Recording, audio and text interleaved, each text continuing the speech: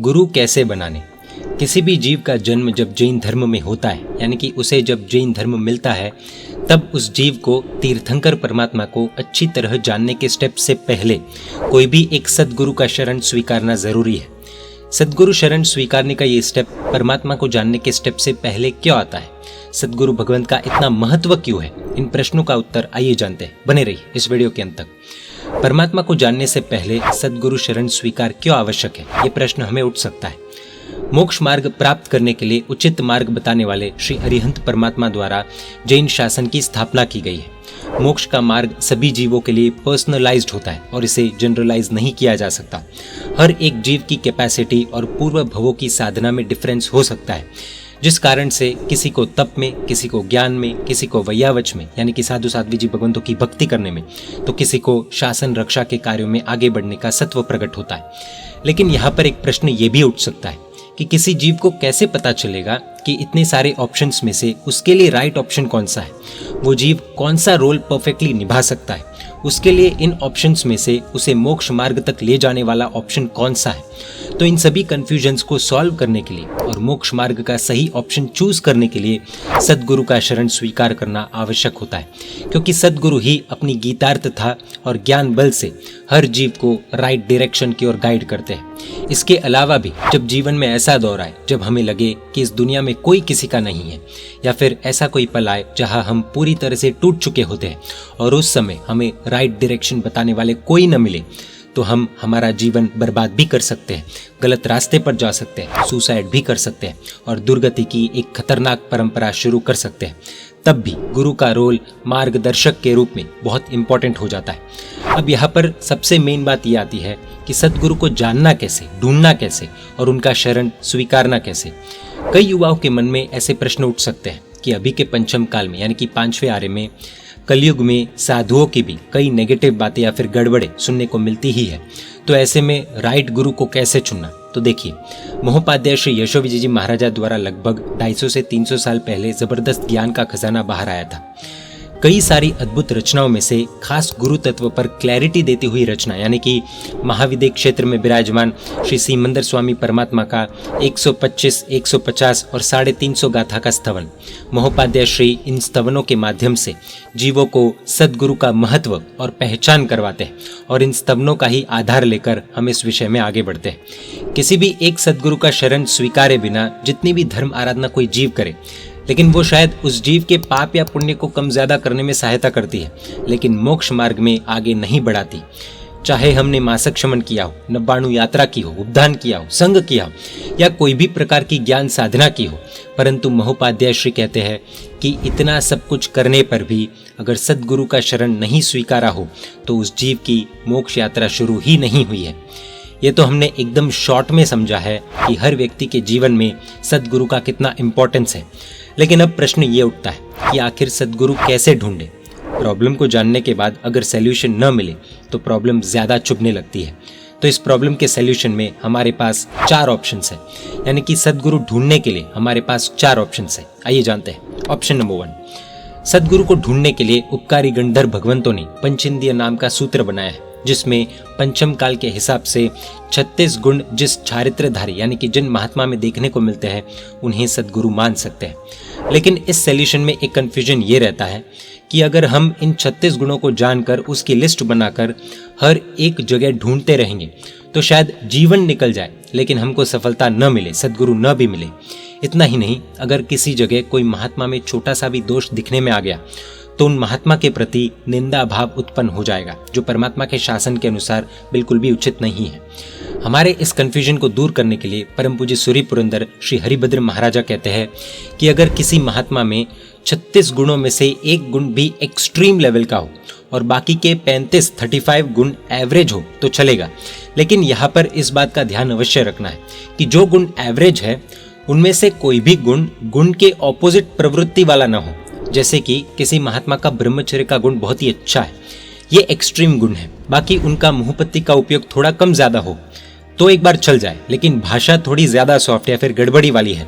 अब इस भाषा के कारण अगर ब्रह्मचर्य में प्रॉब्लम होती हो या फिर हो सकती है तो ये एवरेज भाषा समिति का गुण एक्सट्रीम गुण को प्रॉब्लम करने वाला बन सकता है।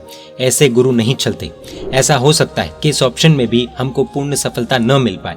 तो फिर इतना सब समझने का क्या मतलब? तो इस तरह इतना लंबा रूट समझाने के पीछे का रहस्य यही है कि हमारी खोज के अंत में हमें जो ऑप्शन मिलेगा वो पूरी तरह से हमारे मन में बैठना चाहिए, हमें पूर्ण सेटिस्फैक्शन होना चाहिए और हमारे पास अन्य कोई भी विकल्प पैदा नहीं होना चाहिए। ऑप्शन नंबर 2, सद्गुरु ढूंढने का एक ऑप्शन ये भी है कि जो महात्मा पंच महाव्रतों का पालन करने में कटिबद्ध हो, यानी कि स्ट्रिक्टली पालन करे, वैसे महात्मा को सद्गुरु बना सकते हैं। लेकिन इसमें भी प्रॉब्लम यही बाहर आएगी कि लिस्ट बहुत बड़ी हो जाएगी, क्योंकि ऐसे तो कई सारे महात्मा मिल जाएंगे जिनके पंच महाव्रतों का पालन एकदम चुस्त हो। इससे तो शायद हमारी दुविधा और बढ़ सकती है। एक बात यहाँ पर समझने जैसी है कि सद्गुरु को ढूंढना जितना इम्पोर्टेंट है, उससे कई गुना ज़्यादा इम्पोर्टेंट है हमारे अंदर सद्गुरु के प्रति समर्पण भाव। अगर सद्गुरु परफेक्ट भी मिल जाए लेकिन उनके प्रति हमारे अंदर समर्पण भाव में कमी रहेगी तो मोक्ष मार्ग में आगे नहीं बढ़ पाएंगे। अगर सद्गुरु दोष रहित है लेकिन शायद गुणों के शिखर पर नहीं है, मगर उनके प्रति समर्पण भाव अत्यंत है, तो गुरु का मोक्ष हो या न हो, परंतु उनके प्रति समर्पित रहे शिष्य का मोक्ष कंफर्म है। तीर्थंकर परमात्मा श्री महावीर स्वामी भगवान को गौतम स्वामी भी मिले और गौशाला भी। एक को मोक्ष मिला और गौशाला ने क्या किया वो सभी को पता ही है। चंड रुद्राचार्य को समर्पित शिष्य मिले तो शिष्य को केवल ज्ञान पहले हुआ और गुरु को बाद में हुआ।